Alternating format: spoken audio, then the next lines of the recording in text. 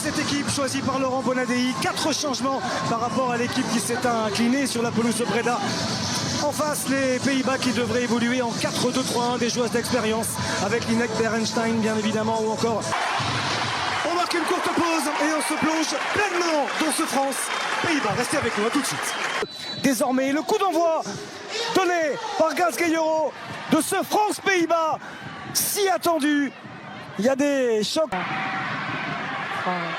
Grace Gayoro avec Clara Matteo pour Sandy Baltimore maintenant qui va aller défier son adversaire. Le centre fort de la part de Sandy Baltimore. Pardon Soane. Aucun problème, je disais que ça va être intéressant de voir le match. Effectivement, ça avait beaucoup parlé en se disant que l'équipe des Pays-Bas était en difficulté sans ses joueuses cadres. Les premiers frissons sur les buts de Pauline Perromagnin avec ce corner qui était... C'est frappé rentrant de nouveau Pauline Perromagnin. Du point, c'est renvoyé plein axe. Elle n'a pas pu armer. Ça volait comme elle le voulait. Mais déjà, une certaine pression et pas mal de frissons sur les buts de Pauline Perromagnin. Elle était alertée, Leuchter.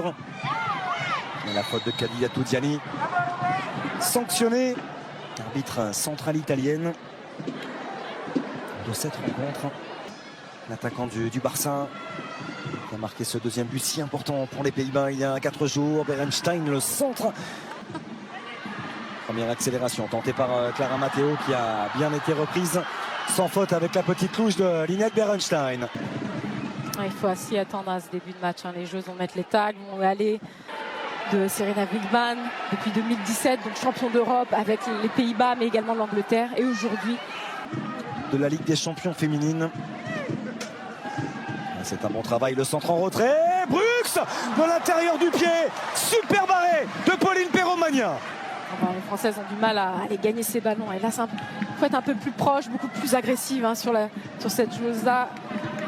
Et on voit Brux, elle attend, elle est seule, elle n'est pas prise. En faveur des Néerlandais, c'est travaillé. Pauline Perromagnin du point, elle a été gênée. Elle va obtenir un coup franc. Là, on voit ce ballon boxé du point sous la... qui a levé la tête, qui a vu loin en second poteau l'arrivée d'Elisa Delmeida. Qui va conserver ce ballon. Clara Matteo de nouveau avec Gayoro qui était venu se... Le pressing déclenché par Marie-Antoinette Katoto. Le contrôle de Levels. Le début, effectivement, c'est une chose à gommer. Que ce soit Karchaoui, il est bien frappé. Ce coup franc, ça revient plein axe. Avec la frappe derrière, tentée par Clara Matteo. Ça a été touché. L'équilibre était parfait au moment d'armer cette demi-volée. C'était très bien. Elle n'était pas prise au marquage, effectivement. Puisque c'est compact devant elle, elle prend sa chance. Sakina Karchaoui vers le second poteau. La tête devant Nasten. Avec coup de sifflet.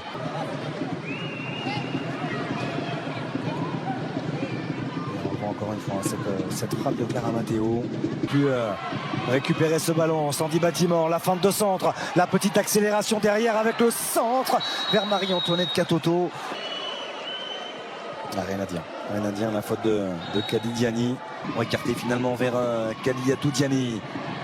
Les petites feintes de Diani. Le centre, Clara Matteo était un petit peu loin et jeu dangereux. Qui a provoqué la colère de Laurent Bonadei, qui explique que non, pour lui, il n'y a pas faute. Autour d'elle, Sandy Baltimore. Et elle en propose des appels avec Gayoro. Matteo maintenant, le centre, superbe tacle glissé. Pourquoi pas s'appuyer sur ses phases arrêtées. C'était bien tiré. Baltimore, et ça c'est bien fait, le 1-2-3 entre Sandy Baltimore, Clara Matteo et Grace Gayoro qui a pu orienter vers Wilms. Elle a de l'espace, Wilms avec l'appel de Berenstein à plein axe. C'est renvoyé et récupéré par Grace Gayoro. Elle va tenter d'en profiter, Marie-Antoinette Katoto dans la surface de réparation. Le petit ballon vers Clara Matteo.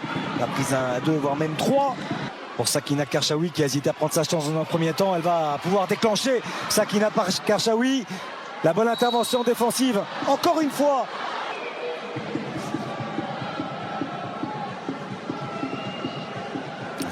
Superbe cette intervention du côté d'Esme Brux qui a pu écarter vers Wilms. À l'opposé, elle a levé la tête, le petit centre en retrait. Il est dans le dos.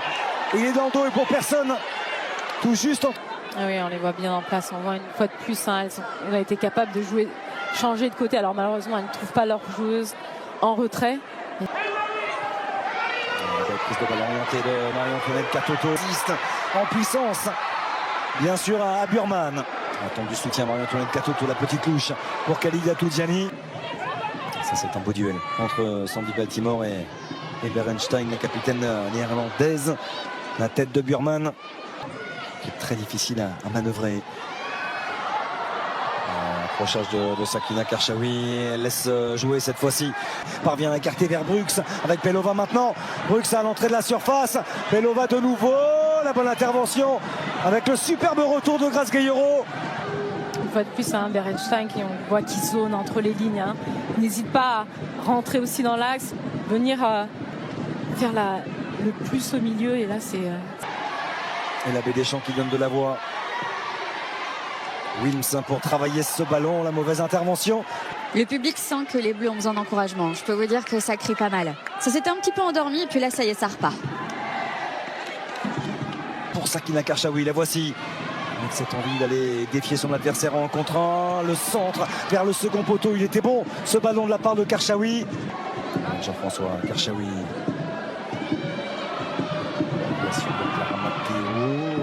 En jeu. Il a dit, parce que vraiment visiblement je connais toutes ses paroles, il a dit que la possession ne suffisait pas et vraiment qu'il fallait marquer. C'est ça l'objectif, c'était marquer. Jean-François. Sakina Karchaoui, là elle avait l'espace. Bien sûr, Elina Berenstein également qui vient accompagner cette action. Linette Berenstein avec Leuchter, position de hors-jeu, retour de position de hors-jeu. C'est Linette Berenstein qui vient essayer de faire la différence. Elle attendait ce ballon sur la profondeur si c'est joueur. Avec le contre, peut-être en faveur de Néerlandaise. La bonne intervention d'Oriane Jean-François. L'ouverture est un petit peu trop profonde. Oriane Jean-François Gayero entre les lignes pour Marie-Antoinette Katoto. Le travail de corps de Marie-Antoinette Katoto. Le nouvel appui sur Grace Gayero. Baltimore, elle est capable sur une accélération, un changement de rythme de faire la différence. Ça nous rappelle le match aller où elle avait marqué, elle avait fait ce débordement frappé centré. Ça s'est frappé directement, c'est tendu vers le second poteau, vers Elisa de Almeida qui a gagné son duel. Berenstein, la limite du hors-jeu, elle était en position de hors-jeu là. Comme souvent depuis le début de ce match, vous le disiez très justement, Laura, c'est Damaris Segurola, la milieu de terrain de l'OL qui vient lancer pour orienter de nouveau au couloir gauche vers Sandy Baltimore pour ce duel face à Van Asten et la prise à deux avec le retour de Berenstein, le numéro 8 de l'équipe de France. Jenbo qui est là, va chercher le premier poteau, il avait franchi. Cette fois-ci, il est joué à dos entre Grace Gayero et Karchaoui. Sandy Baltimore, centre pied droit. Et il est superbe, ce centre du pied droit de Sandy Baltimore pour la tête de l'inévitable Marie-Antoinette Katoto. Un but qui soulage, tout le banc s'est soulevé. Enfin, pour sortir les joueuses néerlandaises, très bien joué de la part de Sandy Baltimore d'aller chercher sur ce deuxième poteau. Et Marie Katoto qui passe devant son adversaire. Elle n'est pas spécialement marquée. En tout cas, c'est très très bien joué de la part de Sandy Baltimore qui trouve ce ballon par-dessus les. Et c'est terminé. C'est la fin de cette première période sur ce score de 1-0. La joie. Les cages inviolées effectivement dans le but de garder l'équipe concentrée et se donner aussi des objectifs pour la défense pour rester effectivement. Gayero, bon ballon pour Khadijatou Diani, le centre de Diani vers Katoto. Bien évidemment avec Sandy Baltimore, le centre vers le second poteau, ça a été touché. Récupéré par Elisa de Almeida qui peut ramener le danger, tenter et presser, harcelé par Sakina Karchaoui. Et le bon travail de Diani aussi avec retour de position de hors-jeu. Elle était au départ. Enfin le bon harcèlement de Khadijatou Diani et tout de suite pour donner à Marie Katoto, mais effectivement là il y avait... Puissance de Diani pour éliminer Gourola, peut-être y aller seul au bout de son idée, non, avec la bonne couverture face à elle. C'était bien joué de la part de Kadi, même si elle appelait pour une solution dans l'axe et elle décide d'y aller seule. Oui, elles mettent davantage de rythme aussi, elles sont plus proches du porteur. Et là c'est un très long ballon de la part de Gretchen Bockman, finalement. Redoutable de réalisme il y a 4 jours, et Captain qui peut s'échapper avec Pelova à ses côtés. Il y avait Grant également plein axe, le ballon qui a été donné dans la profondeur, apporté par Diani. Diani qui est passé de nouveau, le centre piqué, personne.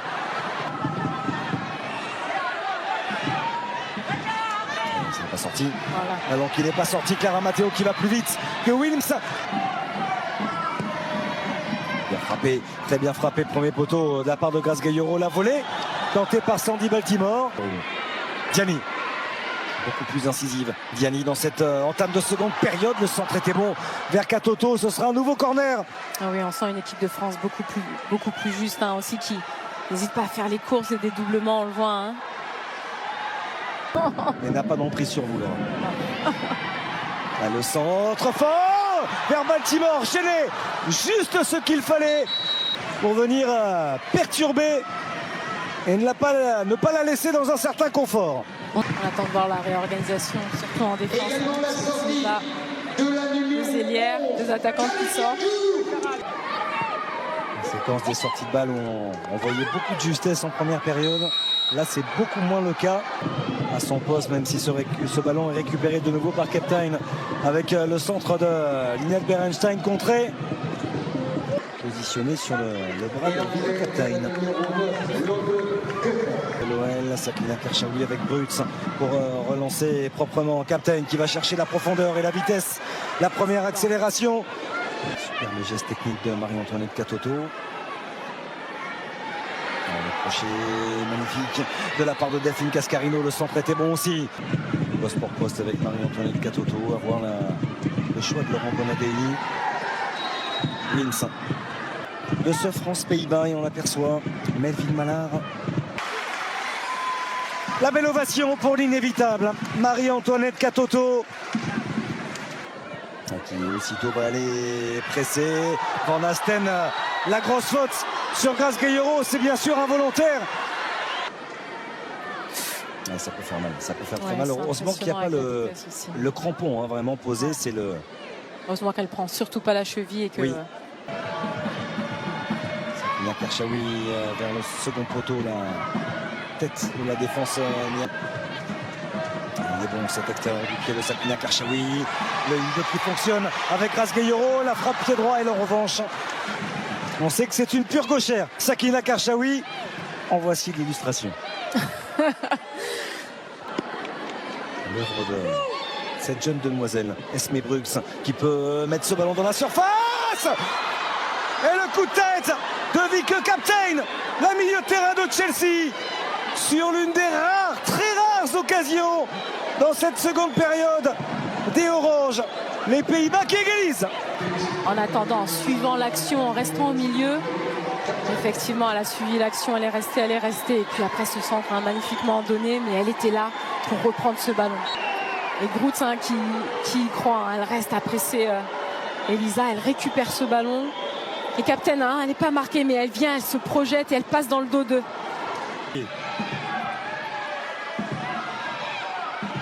Melvin Mallard qui est passé une fois, 2 fois, qui déclenche, ça a été. On relance avec Pelova, Captain, le bon jaillissement de Grace Gayoro. C'est la barre transversale, sauvé Van Damsela. C'est pas terminé avec Melvin Mallard. Quelle inspiration de Grace Gayoro. Tout de suite, on la voit surgir, et d'un coup, elle. Les Bleus ont désormais au moins encaissé un but lors de leurs 13 derniers matchs. Toute compétition confondue. Melvin Mallard vers le second poteau. Et ça, c'est quelque chose qu'il va falloir chercher à corriger le plus rapidement possible d'ici la Coupe du Monde qui va bien sûr arriver très vite, même si on est encore.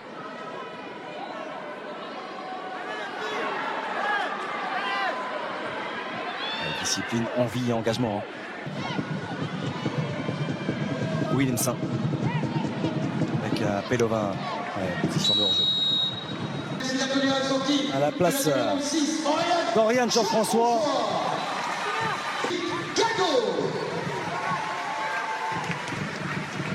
Et l'entrée de la numéro 18, Lona Fazer.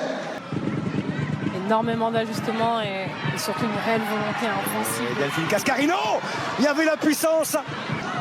Oui, on voit vraiment Batou d'aller mettre beaucoup de pression en attaque. Alors oui, forcément. Simplement, Melvin Mallard. Mallard avec Sakina Karchaoui. Le centre en retrait de Sakina Karchaoui. Et ça va être dégagé. Du soutien avec les Jembok, mais elle peut y aller seule. Elle peut y aller seule, bien sûr. Une dépossédée du ballon par Sakina Karchaoui pour l'intervention d'Egorola qui fait signe à l'autorité à chaque fois. Dans chacune de ses interventions, Egorola, parce que là le premier pied est sur le ballon. Avec recours, on l'est toujours, mais au temps additionnel qui va être annoncé dans quelques secondes. Sakina Karchaoui avec le soutien de Tiniba Samoura. Elle est passée. Tiniba Samoura, le centre en retrait. Et le contrôle qui échappe. Nouveau long ballon de Grit Jembok. Vers Melvin Mallard. Et c'est elle qui est sanctionnée. Prise un net, elle n'a pas souhaité voir la vidéo. On sent que la défenseur se laisse tomber en venant la chercher, en s'accrochant là. Non. C'est terminé. La joie des Néerlandaises qui tranche bien sûr avec la déception.